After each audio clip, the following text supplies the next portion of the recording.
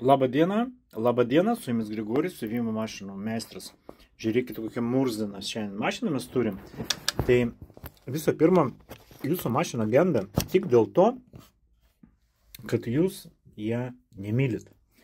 Kad jūs neplaunat, nesutipinėjat, nenaudojat kokybiškų adatų, kokybiškų siūlų, neteisingai pradedat siūt, bilė kaip tiesiog.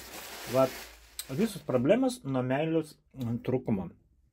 Tai vad reikia paimti kempenėlę. Man nupirka va tokią muilą superinę. Va, nupirkti muilo, paprasto muilo tiesiog. Ir paspausti su geru kvapu. Kažkoks citrinų kvapas kažkoks tai. Ir pradėti plauti. Paprasto muilo išplaut. Ir jūsų mašina tikrai tada gerai siūs.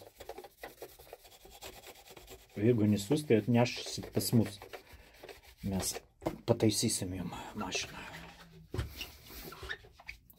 Labai gera priemonė rankom plauti šitiems vairuotojams. Nu tai va, plaunam. Patiems bus maloniau, jinai kvapą turės kokią nors citrinų. Pradės gerai siūti.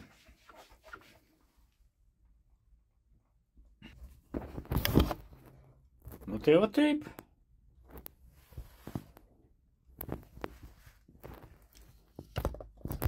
Bet jeigu vis dėlto po to plovimo vis tiek mašina nesiūs, tai galite atnešti pas mus ir mes tikrai jums pataisysim